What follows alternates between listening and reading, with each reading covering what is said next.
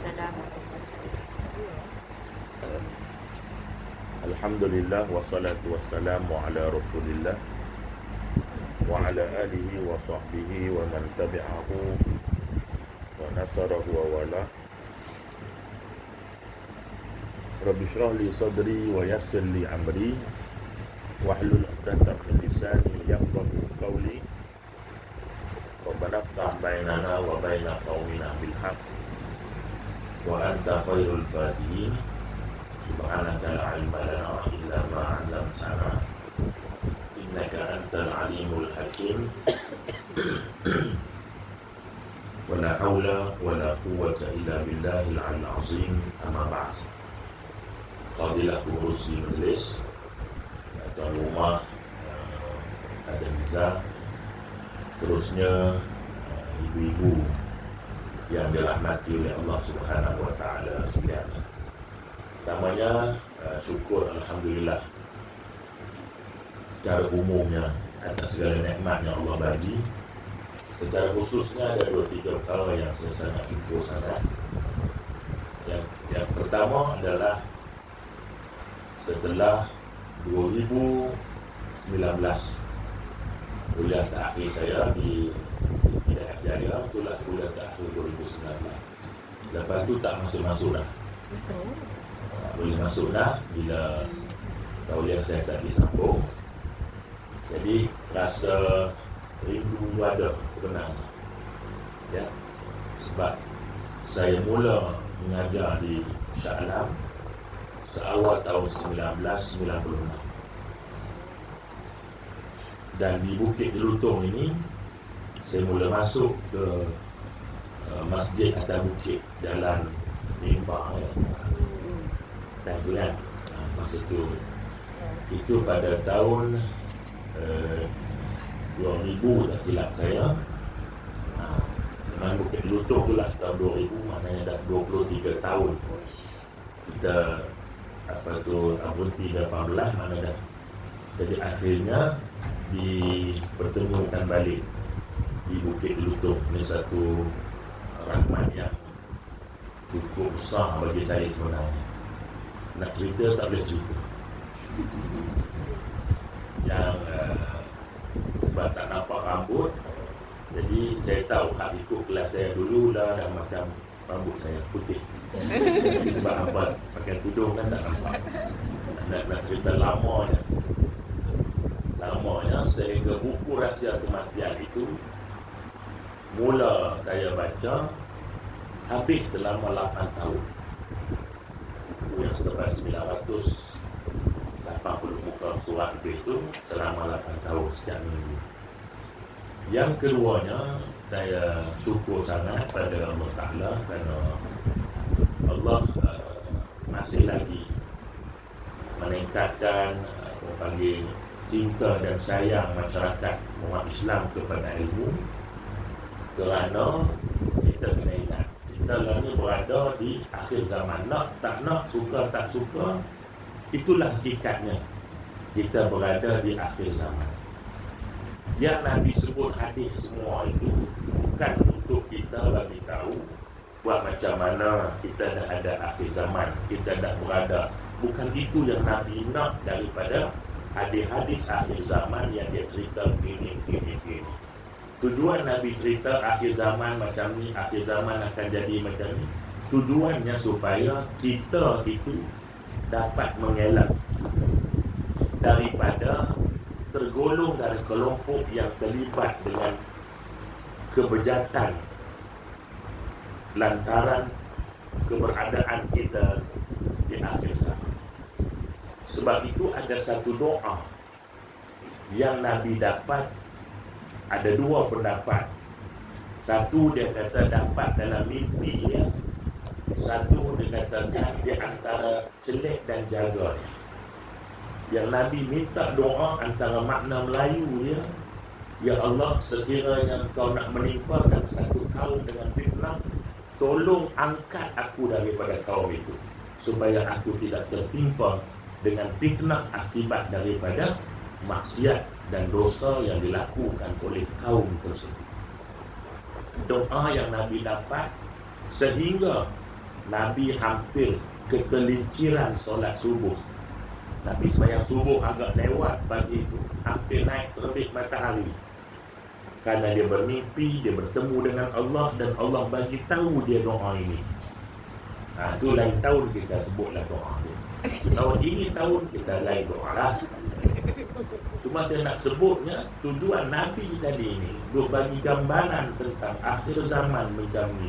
Akhir zaman orang macam ni, suasana dunia macam ini, anak-anak macam ni, isteri macam ni. Nabi gambar semua sekali. Bukan untuk kita kata buat macam mana kita dah duduk zaman di akhir zaman dah. Tujuannya adalah untuk kita mengambil langkah supaya kita tidak terjerumus dalam fitnah yang Allah Ta'ala timpakan kepada manusia di akhir zaman. Itu sebagai mukadimah. Dan yang terakhir sekali, saya saya sebut tadi lah, saya kat rumah datin pun saya sebut saya ni geli, orang panggil yang berhormat ni geli. Bukan saya kadang-kadang saya geli. Sebab tu saya tak bagi orang kawasan saya panggil saya berhormat. Apa panggil aku hormat pun tak perlu hormat. Panggillah saya ustaz, macam biasa. Saya rasa lebih hampir rasa dekat. Dan sebenarnya jadual saya ni musim majlis tak ada bezanya. Kuliah saya tetap jalan macam biasa. Bahkan saya anggap pula menjadi lebih utama kewajipan sebagai orang yang Allah bagi amanah untuk bagi agama. Bukan takat bagi makan. Bagi makan orang kafir pun boleh bagi makan, bagi jalan orang kafir pun boleh bagi jalan. Tapi bagi ilmu, tak semua orang boleh bagi ilmu. Jalan akan rosak bila manusia tanpa ilmu. Makanan akan rosak bila manusia tanpa ilmu.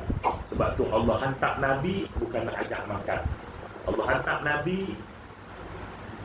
Saya kuliah sini saya akan cakap utara. Ini pelik. Kalau di rumah dia saya cakap faham. Kalau saya cakap faham, apa bukan faham. Belah-belah luar ni saya cakap utama. Sebab tadi ada Penang, laksa Penang. Jadi dia terpengaruh dengan laksa tu. Jadi kita pun cakap bahasa Melayu. Jadi itulah sebahagian daripada sumbangan saya. Setelah saya jalan macam biasa, kuliah tetap saya jalan sebab saya anggap itu lebih rasa tanggungjawab untuk bagi faham manusia kepada ilmu. Baik, tajuk yang kita nak bincang pada pagi ini, suatu tajuk yang saya kira semua orang tahu diambil daripada surah Al-Quran yang Allah ulang puluhan kali, 32 kali Allah ulang. Fabi ayyi ala'i rabbikuma tukadziban. Nikmat apa yang kamu nak dustakan? Kalau kita tengok kepada ayat yang diulang-ulang ini, Allah Ta'ala tak ulang kalau benda tu tak penting. Allah takkan ulang. Kita tengok ayat-ayat yang Allah ulang. Antaranya, Qul ya ayyuhal kafirun la a'budu ma ta'budun wala antum 'abiduna ma a'bud wala ana 'abidun ma 'abadtum wala antum 'abiduna ma a'bud. Allah ulang. Ada lagi hak orang tak apa sampai tak tahu nak cari ujung. Dia ulang. Wala ana 'abidun ma 'abadtum wala antum 'abiduna ma a'bud wala ana 'abidun ma 'abadtum wala antum 'abiduna ma a'bud. Sampai bini dia tolong sambung lakum bini. Kalau bini dia tak sambung sampai habis, dia tak lupa cari ujung. Jadi saya nak sebut lagi, kenapa Allah ulang la a'budu ma ta'budun wala antum 'abiduna ma a'bud wala ana 'abidun ma 'abadtum. Allah nak cerita tidak ada kompromi dari sudut akidah. Tak boleh tolak ansur. Walaupun Allah menyarankan adanya toleransi antara manusia dengan manusia, tetapi dalam masalah akidah Allah Ta'ala kata tidak ada kompromis, tidak ada toleransi. Dan Allah tutup surah itu dengan lakum dinukum waliyadin. Agama hang buat, jangan kacau agama aku. Agama aku buat, aku tak kacau agama. Ini ayat. Tapi apa yang berlaku akhir zaman, Nabi kata, yang jahil akan bercakap agama, yang kafir akan kacau agama Islam. Tetapi Islam tetap tak pernah kacau kepentingan orang bukan Islam. Benda-benda macam inilah yang kita nak faham. Begitu juga dengan ayat-ayat yang Allah ulang yang lain. Cuma Allah ulang fabi ayyi ala'i rabbikuma tukazziban ini. Hari ini saya nak pecahkan dalam beberapa perkara. Apa lagi nikmat Allah yang kamu nak dustakan? Apa nikmat yang paling besar hari ini yang kita dustakan? Nah, orang takkan dustakan tentang makanan tu nikmat. Jarang orang nak dusta bahawa keluarga itu nikmat. Tu jarang orang tak mengaku. Ada kadang-kadang orang kata dapat makan alhamdulillah, dapat pakai alhamdulillah, dapat beli gincu alhamdulillah, dapat maskara alhamdulillah, dapat eyeshadow alhamdulillah. Nah, alhamdulillah ya. Nah, jadi jarang. Hak tak semayang pun alhamdulillah, hak tak bayar zakat pun alhamdulillah. Jarang benda yang nampak ini orang dustakan. Tetapi yang paling banyak orang dustakan tanpa sedar ialah nikmat yang paling besar yang disebut sebagai a'zamun ni'am, iaitulah iman dan Islam. Orang kata dah kami tak pernah dustakan iman, kami tak pernah dustakan Islam. Tu mulut kita. Allah tak tengok mulut kita. Mulut kita ni tak ada nilai. Sebab tu akhirat Allah tutup mulut ni. Kalau mulut ni ada nilai, Allah suruh kita buka mulut di akhirat besok. Tapi dah Allah tutup mulut. Al-yawma nakhtimu ala afwahihim. Aku tutup mulut hampa pada akhirat. Aku tak nak dengar. Yang aku nak dengar ialah telinga hampa bercakap, pipi hampa bercakap, kulit hampa bercakap, hidung, kaki, tangan, anggota kamu cakap. Aku nak dengar mereka cakap. Aku tak nak dengar mulut hampa. Jadi bila mulut itu tuan-tuan Allah tak nak dengar, yang Allah nak dengar ialah anggota. Maknanya apa? Maknanya anggota tidak pernah menipu tentang keimanan kepada Allah. Kalau kita tengok dalam buku rahsia kematian itu, disebut bahawa apabila Allah Ta'ala mendakwa seseorang, Allah mendakwa seseorang, maka Allah Ta'ala kata la, yang akan mula bercakap, kata Allah, ialah dua paha dan dua tapak tangan. Dalam hadis Sahih Bukhari Muslim, Allah Ta'ala sebut, Nabi sebut bahawa anggota yang pertama yang akan Allah suruh bercakap adalah dua paha dan dua tangan. Kenapa dua anggota ini? Ada sekalian yang diminta oleh Allah untuk nak jadi saksi utama dalam perbicaraan di mahkamah Allah Subhanahu Wa Taala. Banyak pendapat yang mengulas tentang hadis. Cuma saya nak bagi tahunya ialah tuntutan kepada iman inilah yang manusia dustakan. Apa bentuk-bentuk pendustaan kepada iman? Pertama, kita tak dengar cakap Allah. Allah Ta'ala kata taat pada mak ayah. Ramai mana yang tolak perintah Allah, ini menolak tuntutan iman. Tapi dia tak mengaku. Dia tak mengaku pun. Bahkan dia sombong. Ada? Allah Ta'ala kata taat pada suami selagi tak turun pada benda yang mungkar. Sampai mana yang durhaka pada suami? Dia tak mengaku. Dia tak mengaku. I bukan durhaka, Ustaz. I cuma berbeza pendapat saja. Ada? Dia tafsir agama tu ikut kepala dia. Kira-kira larang apa pegang macam ni lah. Kalau saya keren lah. Liza pakai apa Liza? Dapat beli 3 macam tu. Kawan ni pakai stand lah. Apa tu pakai stand lah. Sakit. Tak boleh jaduk kuah laksa.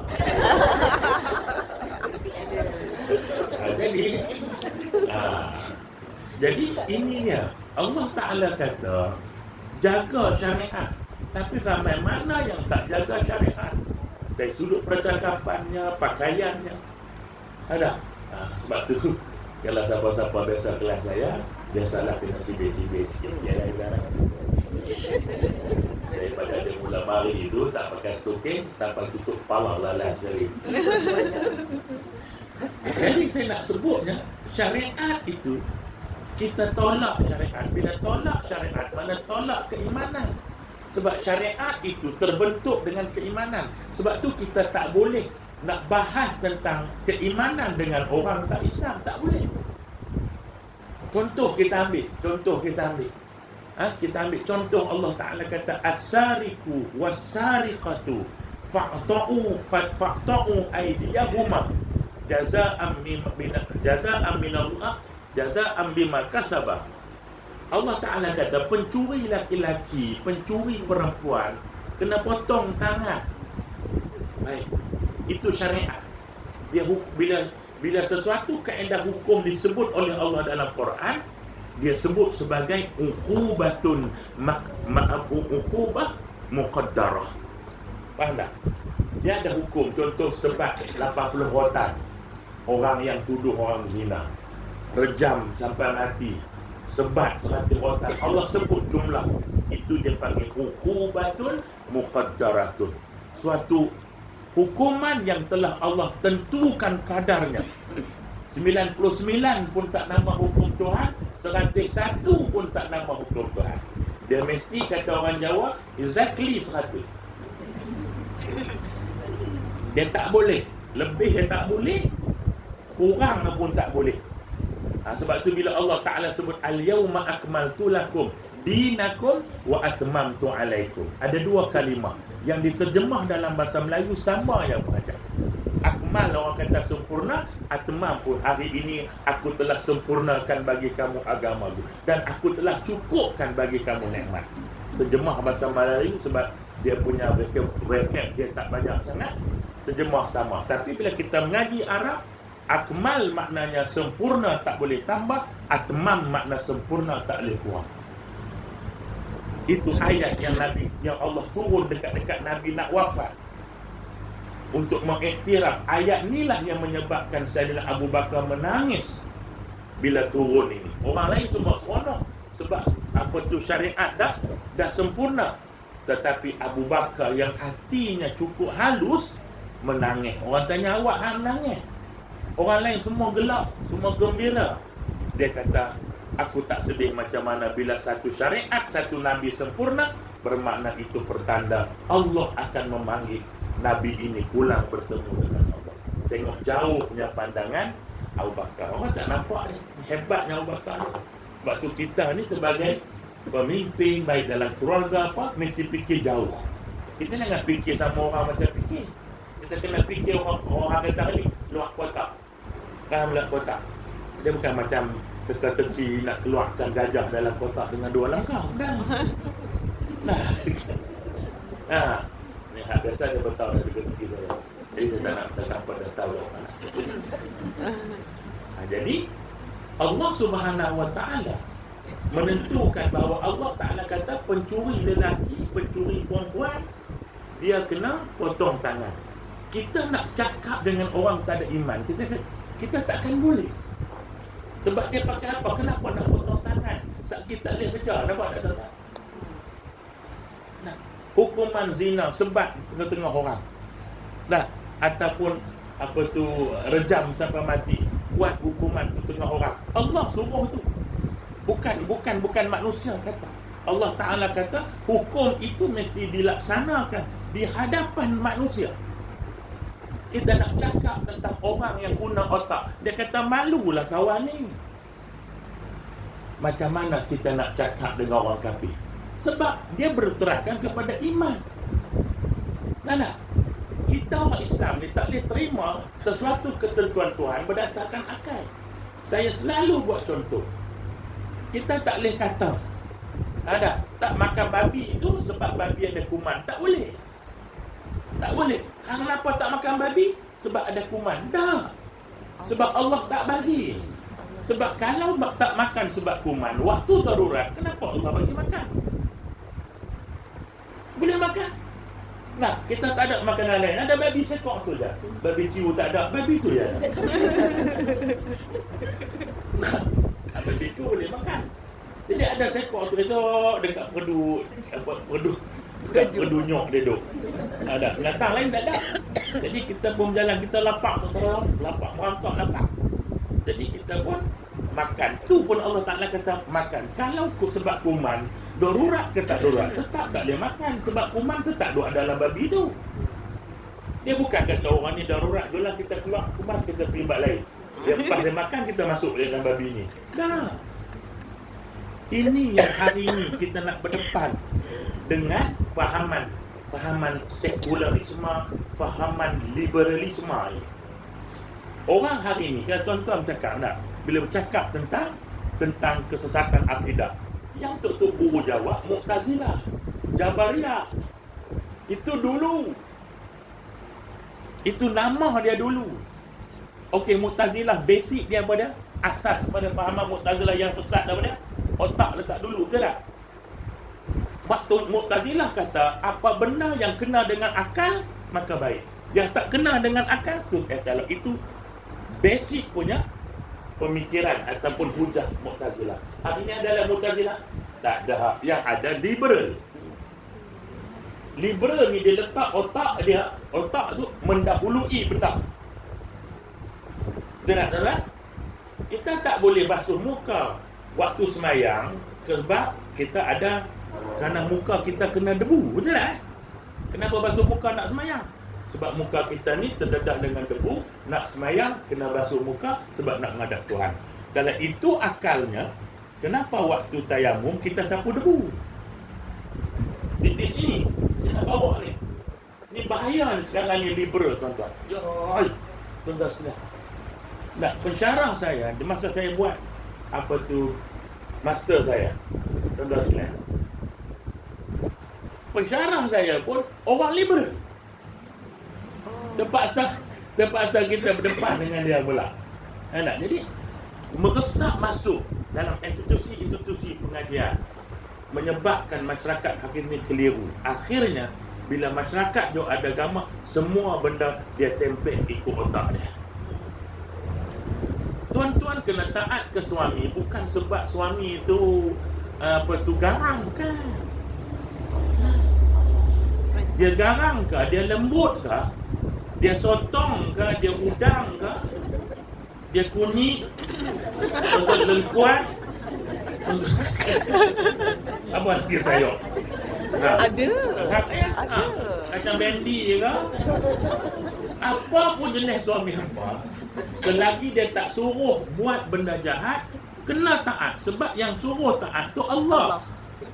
Penerimaan kita bukan kerana manusia, kerana Allah. Bila perintah Allah, itu nama keimanan. Masuk akal ke tak masuk akal, itu bab tu. Nah, itu bendanya. Saya nak bagi faham tu. Tuan-tuan faham tu selesai? Faham tak? Selesai. Lama-lama ceramah dia nak bagi faham ya. Dia nak ceramah panjang-panjang tak faham buat apa? Ceramah pendek faham lebih bagus daripada panjang tak faham. Tapi kalau pendek pun tak faham, tu lagi teruk. Kalau pendek pun tak faham, tu lagi teruk. Nampak? Asas kepada liberal ni tuan-tuan, dia akan jadi macam ni. Bila kita kata hang nak tutup aurat, betul tak? Tutup aurat. Pun dia pakai tudung lah, tudung cara dia. Bila kita kata dia jawab apa? Tahan aku nak tudung. Masalah tudung bukan tahan tak tahan kah? Pakai tudung ni hang tepat syarat ke dah? Bab tudung ni tuan-tuan, saya nak sebut tuan-tuan dah. Allah sebut dalam Quran tu. Surah An-Nur. Saya mengaji banyak tempat dah surah Nur tu. Allah cerita tudung macam mana, kain macam mana, nak pakai macam mana. Bukan ikut kita. Nama tudung tak penting. Apa nak buh lah bawai ke patin, talapia, tuan-tuan sekalian buntai. Ikut apalah nak buh. Dia tak penting nama. Ni tudung apa? Tudung patin. Tudung patin masak pahit. Nah, apa tahu masak pahit? Apa pakai masak gulai terus koyak ya. Dia pahit ni bagus, dia kena peram, lepas tu dia kena bakar. Apa nak pergi tongkang lah. Aku jamu ke abang pun tak nak makan. Jadi saya nak sebutnya hari mujok lah dah. Islam tadi atmam wa akmal. Nah, bila Allah Ta'ala kata pakai tudung yang atmamnya macam ni, yang akmalnya macam ni. Contoh, kalau macam tu, kita nak jawab, semayang satu hari berapa waktu? 3. Kawan dia kata, mujur aku 4. Padahal dua-dua tak cukup waktu. Apa ni? Jadi kalau pakai akal, aku semayang juga. Tetapi yang Allah Ta'ala kata 5 waktu, akmal tak boleh lebih. Tak boleh semangat jadi 7 waktu. Oh, aku semangat nak semayang 7 waktu sehari semalam. Hak ni kawan, dia tak boleh. Bila akmal wa atmam, dia betul-betul tuan-tuan sekalian, betul-betul 5. Tawaf 7 kali pusing, semangat pun 7, malas pun 7. Sa'i berulang 7 kali. Malas kah tu? Rajin kah? Itulah. Tak boleh kata aku sa'i 6 kali 6 kali ulang. Tahan untuk 5 kali, tahan aku 6. Tak boleh. Dua-dua tak cukup. Dua-dua tak cukup. Macam kita nak buat kuih, tak? Ada. Mana boleh buang satu apa dah? Buh sikit je kalau kata satu berat apa? Gram. Berat dia gram kan. Ni kata kena buat gram ni. Nak bagi hampa tekan dia melompat tu, makna kena banyak ni gram. Hampa tak boleh bubuh 15 gram. Lepas tu nak mengharapkan hasil lembut, mana boleh. Nak hasilkan lembut kek tu kena 15 gram. Hampa bubuh 10 gram, dia jadi bola golf. Dia tak boleh aku buh juga. Memang buh tapi tak sedap. Macam itulah syariat. Hari ni yang saya nak cakap ni ialah itulah nikmat yang hari ni yang kita nak petikaikan. Kita tak cakap, tetapi kita petikaikan melalui kepahaman kita, perbuatan kita. Yang sebenarnya saya bimbang, yang paling kita bimbang, Nabi kata ada orang yang dia berasa dia beramal di dunia, di akhirat besok gedung pahalanya kosong tanpa ada satu pun amal. Ni yang paling kita takut. Yang paling kita takut. Saya takut, tuan-tuan, ibu-ibu semua takut. Ada. Jadi itulah saya nak bukan satu tu. Padahal saya tengok Liza ada dah tukar tangan 4 kali. Apa mau ambil sini lah. Sini lambat, dia pun nak push lambat. Kita ambil lepas dah.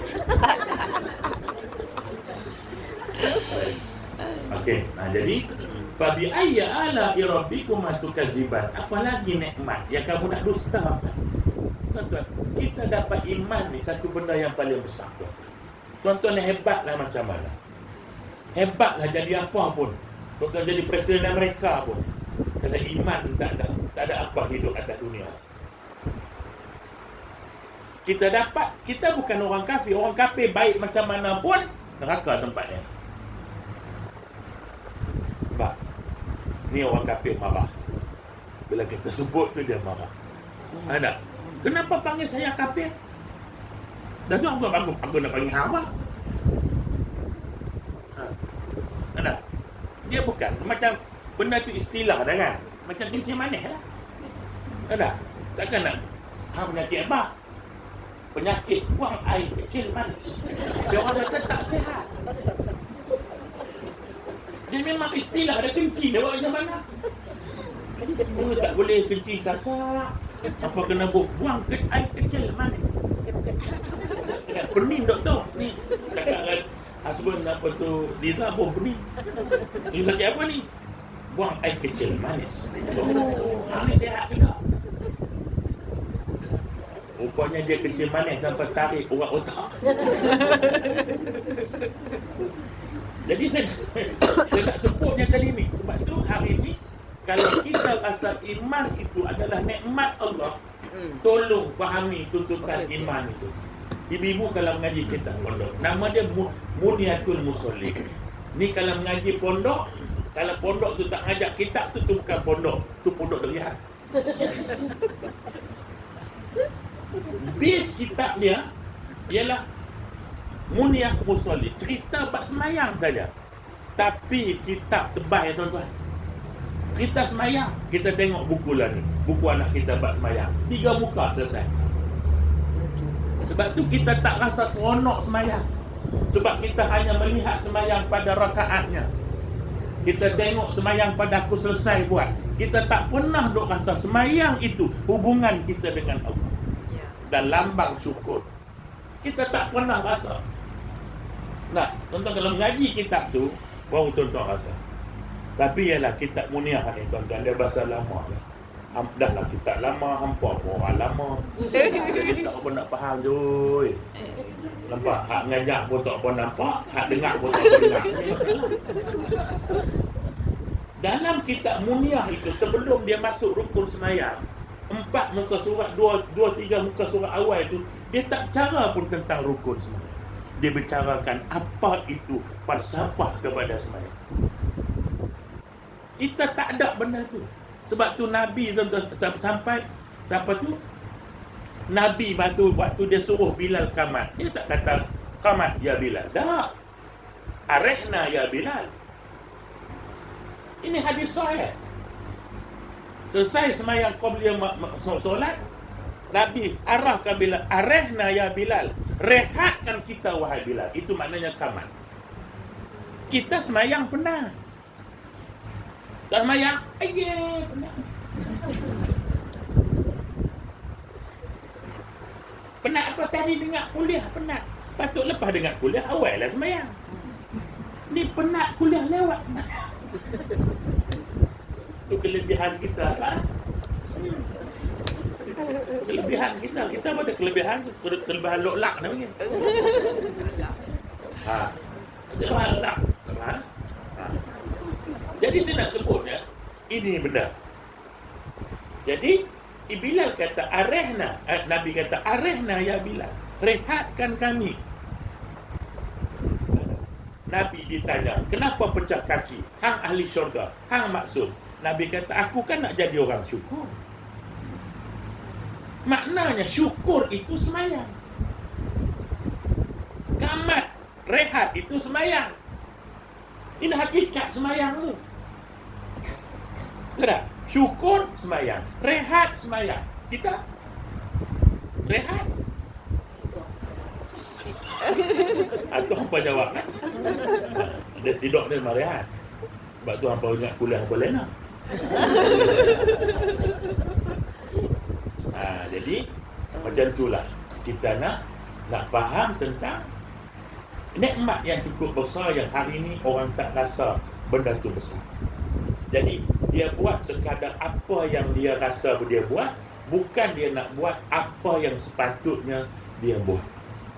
Ini sebenarnya kerana imanlah saudara kita di Palestin kekal mempertahankan tanah. Dia tak nak dunia kata buka pintu buka pintu Rafah di sepadan Mesir, pindahkan orang Palestin, Mesir sanggup buat rumah. Dia kata tak, kami takkan tinggalkan bumi ini. Sebab mereka rasakan apa?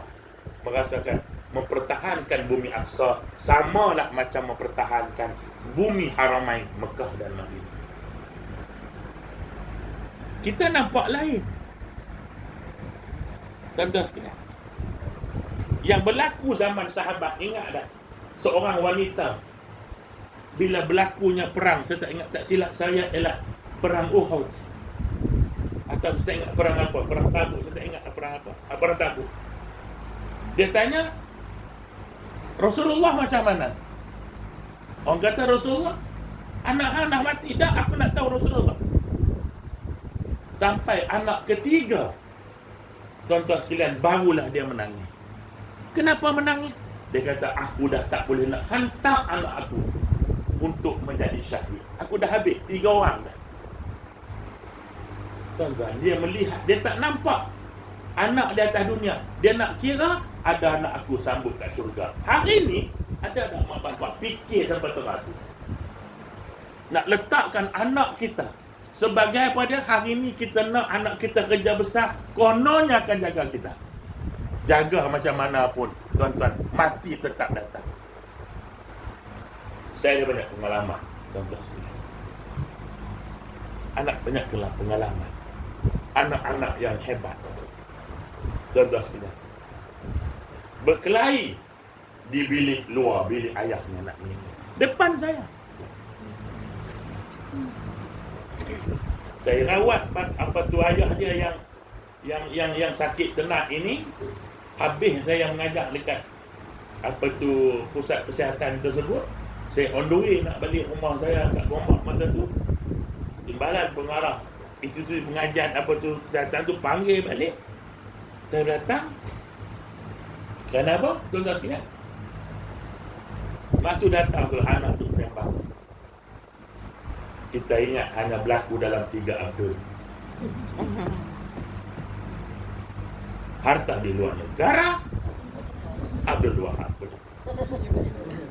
Segala bisnes kilang-kilang dalam negara, Abdul Wahid punya. Rumah yang mau runtuh esok lusa, ini tidak adil. Kita ingat berlaku dalam keluarga 3 Abdul. Dah tentu. Hari ini berlaku dalam zaman milenium yang kita datang. Dalam milenium. Kita pernah tak fikir anak-anak kita boleh sambut tak kita dekat syurga? Itu yang sedang berlaku di Palestin. Saya terlibat je langsung dengan bantuan, dengan berhubung dengan kawan-kawan. Ada juga kawan-kawan yang sudah kita telefon dah tak angkat lah. Kita tahu dia ke mana pergi. Tak apalah, sekurang-kurangnya besok bila Allah tanya kata, ada tak kawan-kawan hang ini ahli syurga? Kita rasa ada. Tapi hari ini tuan-tuan kita kecam semua. Ini tak patut lawan. Anda tahu hang lemah bila lawan Zionis dan Yahudi buat apa? Tuan-tuan kita pernah tanya dah. Jangan kata wahyu. Wahyu. Dia kecam dia tak. Tengok kita. Wahyu. Aku siapa? Yang kita nak petikai. Ada. Mufti Palestin buat keputusan. Dia duduk situ. Dia tahu lah. Yang kita duduk dalam aircon, duduk buat kajian research, duduk dengan aircon saja, duduk cakap tentang negara orang. Hang tak duduk situ. Hang tak rasa. Datang merayu nak duduk rumah kita, dah elok-elok halau tuan rumah. Kita tak rasa. Dah kucing jiran berak sebelah kita kelahi. Ini bukan taik kucing, orang duduk rumah kita. Jadi ini mereka pertahankan kerana iman, tuan-tuan, kerana iman. Mereka merasakan seolah-olah Allah, Nabi mewasiatkan kepada mereka, jaga ni Aqsa ni. Tuan-tuan sekalian. Jadi inilah kita hilang rasa keimanan. Kita tak rasa. Sebab apa? Barat berjaya telah memecah perintahkan kita, menjadikan kita bersifat animalistik secara geografi. Tak apa, tu bukan negara kita. Tu Jordan, tu Syria, tu Yaman. Kita tak ada apa-apa. Kita Malaysia. Tuan-tuan nak jawab macam mana besok Tuhan tanya? Saudara hang siapa dalam kubur? Kita sedap je baca, tu imam baca. Saya ceramah tu. Mamak $1. Sekejap lagi Mak Langkat datang. Kau jawablah dengan lancar dan fasih. Engkau hak baca talqin pun tengok buku tak lancar, suruh orang bawah tu tak ada buku. Sudah jawablah. Apa barang? Buka dah ni. Tutup kat dalam. Jadi saya nak sebutnya, itu keimanan yang kita telah dustakan. Tuan-tuan tahu tak? Tuan-tuan pernah tanya tak? Kenapa Allah pilih kita jadi iman? Tuan-tuan tahu tak? Pernah tanya tak? Tak pernah kan? Sebab apa? Sebab kita tak rasa iman tu. Bila dapat iman kena tarik 4 binatang. Belah ni kaki, belah ni tangan macam ni. Baru dapat iman. Keluarga Yasir dapat iman, habis keluarga disulam. Kita lahir dapat iman. Sebab tu kita tak pernah tanya kenapa Allah pilih kita untuk jadi iman. Kita tak pernah tanya. Sedangkan bila kita nak kahwin dulu, ingat dah masa awal kahwin? Tak ingat? Kahwin mula. Kahwin semula. Mesti kita tanya, you suka kat I sebab apa? Betul. Apa jangan duduk kalian tuan aku? Betul tak? Dia mesti tanya, You suka I sebab apa? Sebab I tengok muka you macam Syaruhan. You suka I sebab apa? I tengok you, kita nak macam ada chemistry. You suka merah, I suka merah. You suka laksa Penang, you pun suka laksa Penang. Kita boleh tanya, tiba-tiba kita tak boleh tanya. Sedangkan hang duduk laki bini, belum tentu dua-dua ke syurga. Belum tentu. Tetapi bila kita tanya, kenapa Allah pilih aku jadi imam? Kalau kita tanya ini, kita akan laksanakan 6 perkara ini. Saya tak bahagia nak sebut 6. Lain tahun aku sambung. Sambung sikit saja.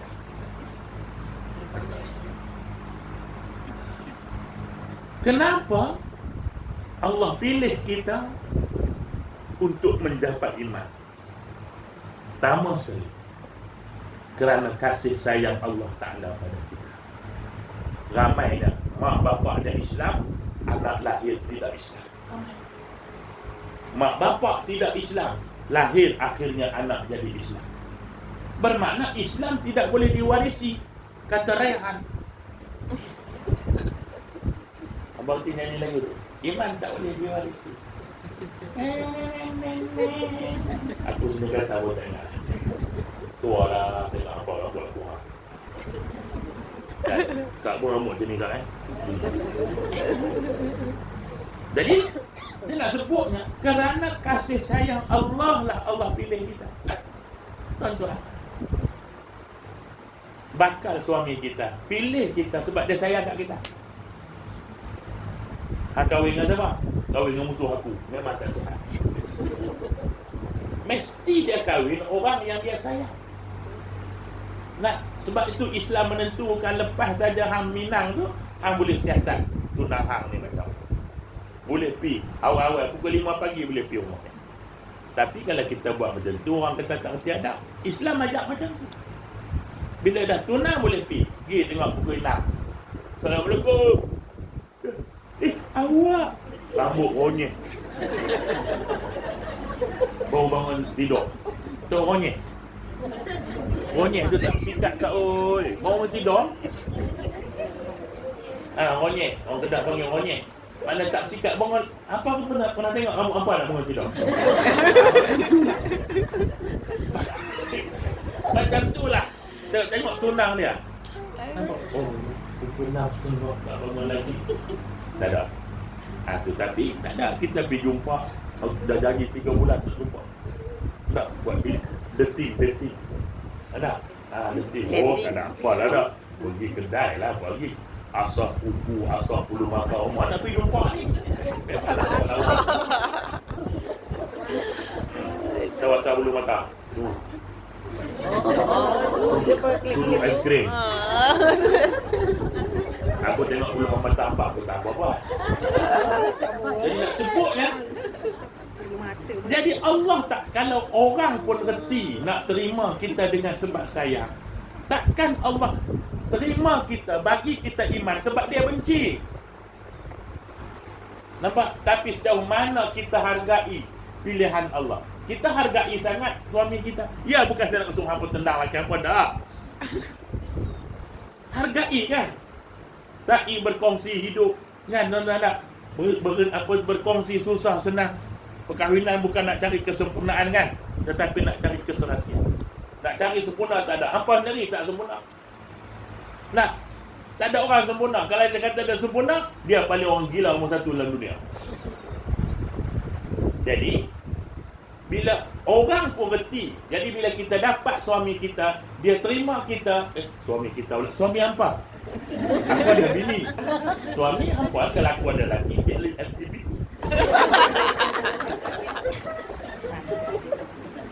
Baik.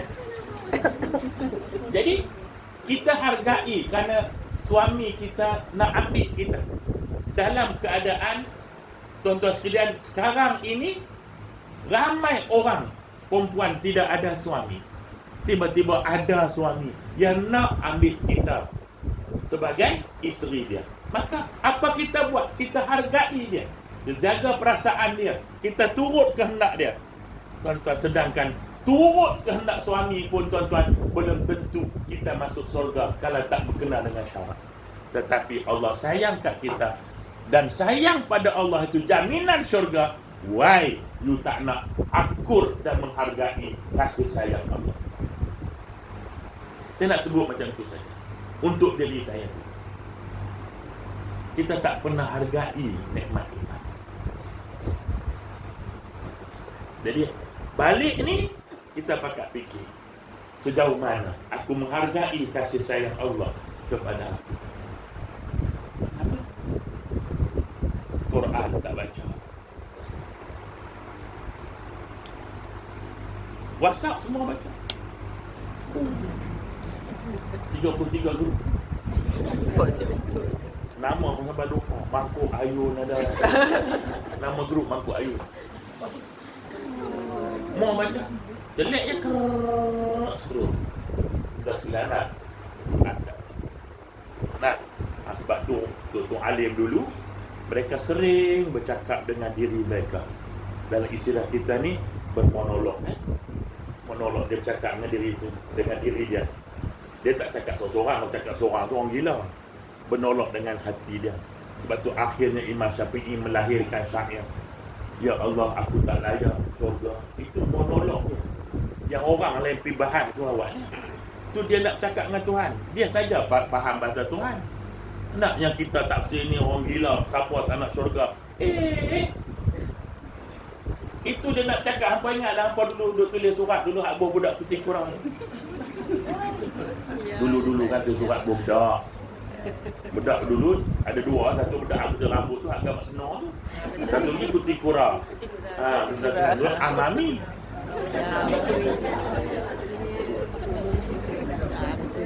Kadang-kadang saya pernah baca satu surat pelajar. Kita rampas surat pelajar. Dia hantar. Kita pun tak faham tak baca bahasanya. Jadi hak faham, hak budak jantan tu dia faham.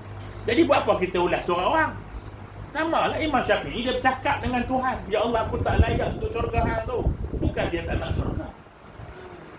Dia nak, tapi dia nak lahirkan supaya hang sedar diri. Hang tu siapa? Semayang hang macam mana? Quran hang macam mana? Kita hari ini kebanyakannya rasa macam nak masuk syurga dah. Tapi kita tak pernah cek amalan kita, apakah menepati atmam wa akmal. Itu satu lah. Dia semua ada 6. 6 tu kalau sebulan sekali, 6 bulan buat. Tu pun kalau setiap bulan. Kalau tak ada, 6 tahun. Hampa pun meninggal, aku pun tak ada. Nah, jadi kerana Allah sayang kat kita. Saya agak kita, dia pilih kita. Tolong hargai pilihan Allah. Jangan sampai nanti di hujung nyawa Allah abaikan kita. Sebab itu ingat hadis kursi. Hadis kursi kata Allah, Nabi SAW bersabda, Allah Subhanahu Wa Taala berfirman, siapa-siapa yang mencari redha manusia dengan mengundang murka Allah, aku berlepas diri daripada mereka. Dan siapa mencari redha Allah dengan mengundang murka manusia, orang tak suka kita, aku akan cukupkan bagi mereka segala nikmat untuknya. Pilih. Kita nak manusia redha dengan Allah. Allah apa? Allah murka, ataupun kita nak cari Allah redha walaupun manusia murka. Susahlah ni. Liberal, dia nak orang suka kat dia. Apa pun aku nak orang suka kat aku akan turut semua kehendak hang. Hang nak minum arak, okey, carry on. Carry on. Masa dia malu aku. Nah, hang nak main judi, kita dah sama kita dengan anak kita. Anak kita nak pergi keluar dengan kawan laki dia. Sayang ke anak tak apa, pergi dah. Jangan balik lambat je. Tuan-tuan, dah macam anak Pak Meon. Jangan buat Meon. Itu kita tu nak muda-mudi. Kan tunang anak dia tu ada otobis park. Keluar malam pun tak apa, dia boleh awal. Kenapa? Sebab sayang ke anak. Nak suruh anak tu kata kita ni apa panggil? Sporting. So kita dia. Rupanya tidak mengundang murka Allah. Sedangkan manusia redha macam mana pun, hujung kita duduk dalam kubur seorang-seorang. Redha lah macam mana orang manusia pun, hang duduk dalam kubur seorang-seorang. Redha lah juta orang pun. Sebab tu Nabi waktu jadi lontar batu di Taif, kita sampai Mekah pakej tak ada Taif mogok. Nak sangat pergi Taif. Ibrah daripada Taif tak pernah ambil. Boleh makan pisang kaki. Berlambak kat Malaysia ni. Pisang ada, kaki ada. Apa nak apa? Nak pisang boleh, makan kaki pun boleh. Kaki ayam. Apa pergi? Ceker ayam. Boleh serah bah. Baik, tuan-tuan. Pi Taif. Pi melawat mana tempat Nabi tu kena letak batu, Nabi lari ikut mana, ikut ni. Tapi doa Nabi kita pernah ada hayati. Nabi kata, Allahumma inni ashku ilaika ba'da quwwati. Ya Allah, aku mengadu ke hang, aku tak ada apa kederat. Aku mengadu ke hang dah. Ada. Allahumma inni ashku ilaika ba'da quwwati wa qillati hilati. Sikitnya usaha aku, sikitnya ikhtiar aku untuk nak dakwah ini. Ada. Ila man taqulani. Ila man taquluni. Hang nak letak kat aku kat mana ya Allah? Nabi tanya. Hang nak letak aku kat mana? Apakah kau nak letakkan aku jauh daripada manusia? Atau kau nak biarkan aku berada dalam tengah musuh yang memang nak hancurkan aku? Semua tu aku tak kisah. Fala ubali. Janji engkau redha pada aku. Ni Nabi tadi. Padahal kalau Nabi nak cari redha manusia, easy. Petik jari, sudah ramai yang datang.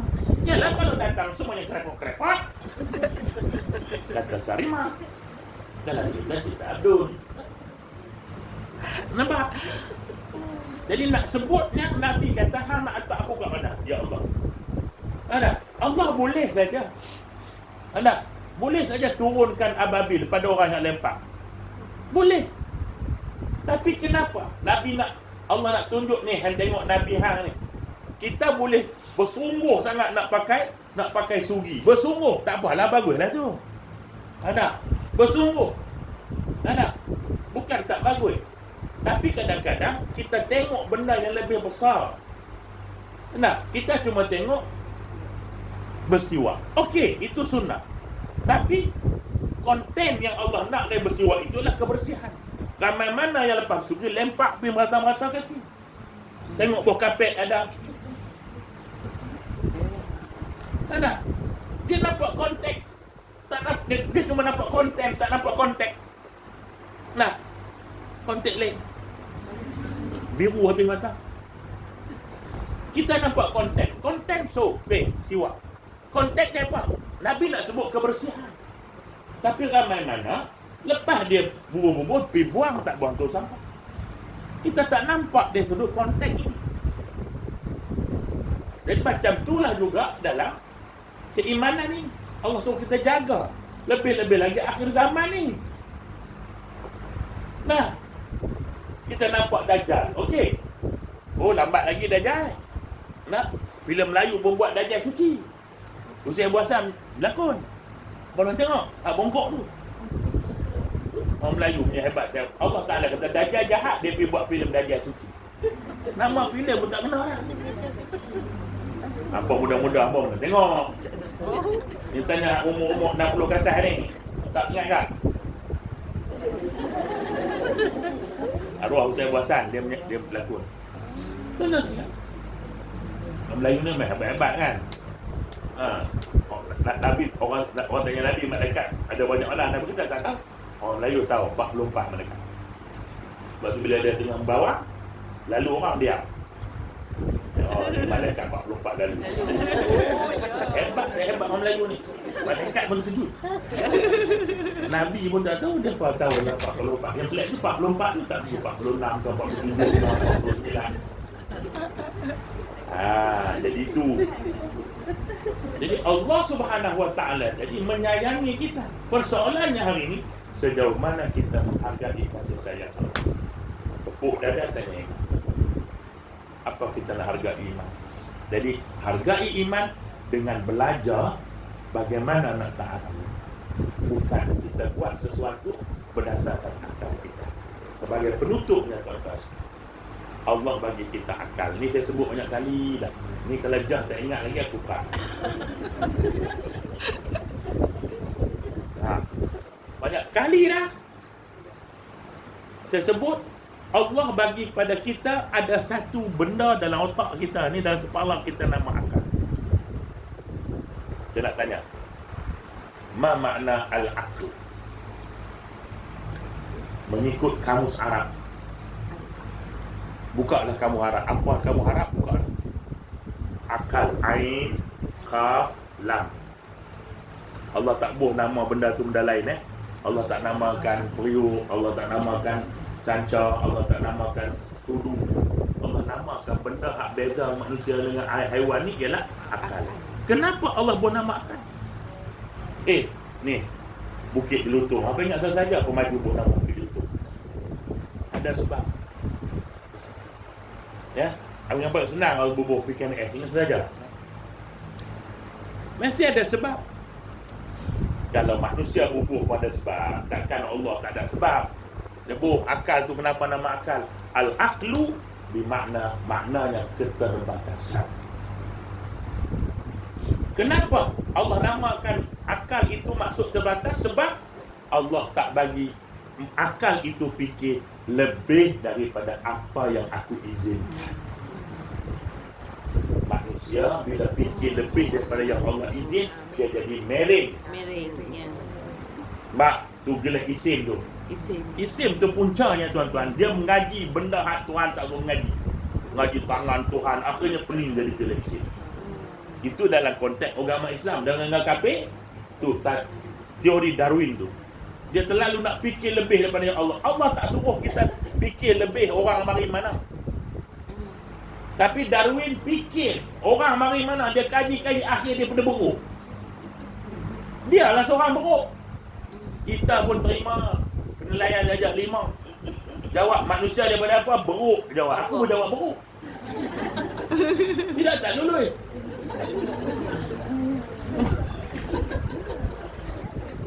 Kita bila besar mengaji jawab Tuhan, bodohnya pun. Nampak tak? Siapa yang buat tu? Siapa yang buat buku apa tu, sejarah tu? Sejarah zaman tu buat. Yang buat buku sejarah tak ada agama. Kita kena ingat ni, bila orang yang pegang satu perkara tak ada agama, benda yang terhasil akan membelakangkan agama. Jangan nampak benda tu saja. Yang tulis tu beruk. Ya Allah, ya Tuhan. Beruk pun terkejut. Dia kata, betul ke aku ada balik hamba?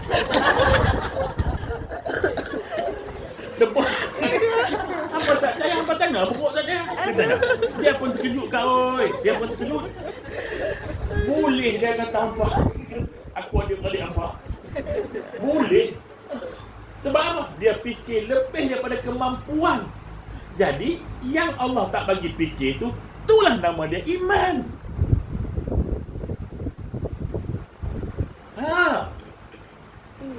Itu nama dia iman. Terima yang Allah Ta'ala. Apa makna iman? Al-iman ialah menerima apa sahaja yang diturunkan oleh Allah kepada Rasul sallallahu alaihi wasallam. Masuk akal ke tak masuk akal? Bila asasnya kepada iman, inilah yang hari ini cuba dihakiskan melalui fahaman liberalisme. Jadi itulah yang saya nak sebut pada anak satu. Ada. Dia ada lebih kurang, kalau tengok saya letak ni, lebih kurang ada 6 lah. Yang besar-besar lah nikmat tu. Nikmat lain saya tak nak cembang lah. Ada. Jadi lah ni, kita syukuri nikmat iman ini dengan patuh perintah Tuhan. Nak patuh perintah Tuhan, nak sayang Allah, yang reti cara nak raih kasih Allah hanya Nabi. Nah, in kuntum tuhibbuna Allah fattabi'u. Nabi kata kalau hangpa nak kasih Allah, ikut aku. Makanya tidak ada lain. Apa yang Nabi buat, yang Nabi laksana, yang Nabi berlaku dalam kehidupan dia, itulah jalan untuk mencari redha Tuhan. Kalau Nabi berperang, kenapa agak-agak kita menolak peperangan atas dasar agama? Nabi berperang. Apa kita nak?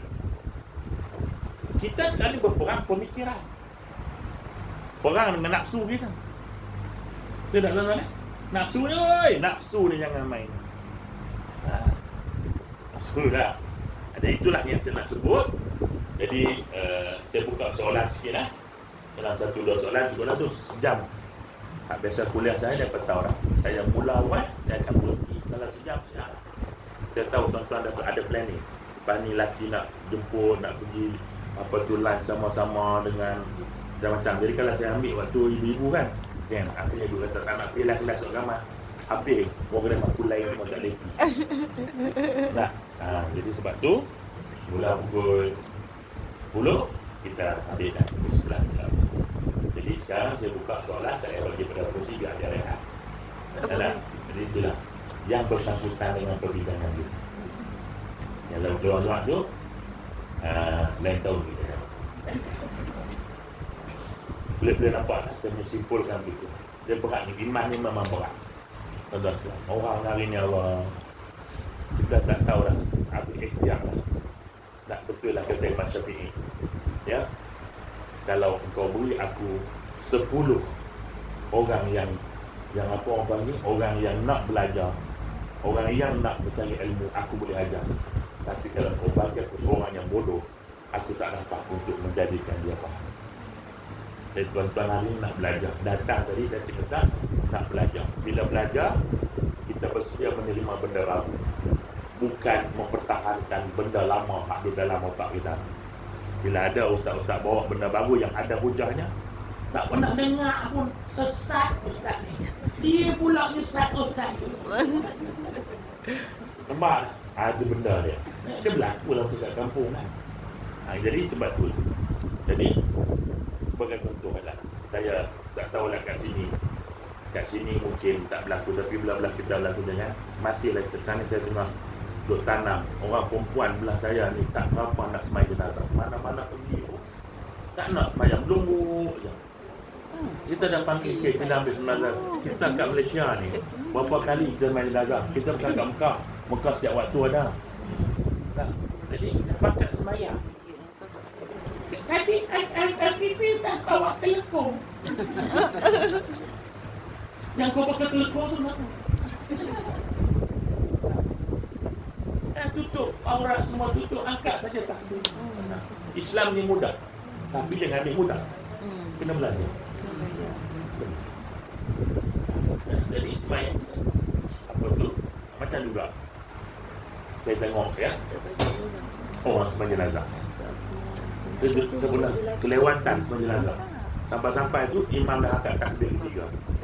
Saya ada 2-3 orang yang lambat juga macam saya. Dia angkat takbir pertama, imam takbir ketiga. Lepas tu dia pun sambung kedua, ketiga, dia kerja Pak Imam.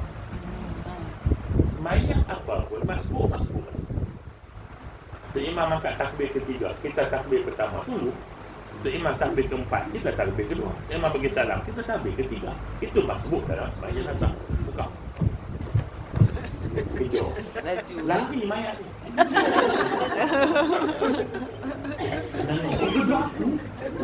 Lari. Baru nampak, tak terima. Tak betul. Tak betul lah. Ini nak sebutnya ilmu. Nah, jadi saya nak bagi faham balik bahawa belajar kita sekalian untuk diri kita. Bukan nak kata pandai dah. Imam Syafi'i kata belajar nak basmi jahil. Dan tanda keberkatan ilmu. Apa bercakap tentang ilmu, kata Sayyidina Umar, semakin kamu rasa apa, kata Imam Ghazali, semakin kamu belajar, semakin kamu rasa tidak ada ilmu. Itu tanda berkah.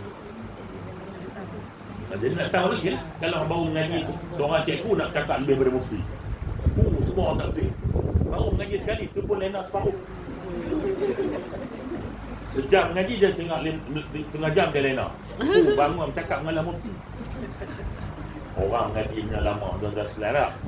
Cakap tu lah. Asal tak nak tanya aku tengok muka apa abang-abang tu tengok tengok. Dadah lah. Dia tekan dulu lah. Terima kasih banyaklah mengembalikan Ustaz dia saya lah. Di Bukit Lutong ni.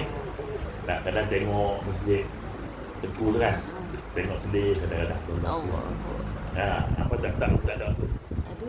Tak maknanya nak perasaan tu. Oh ya. Contoh bayangkan saya daripada sebelum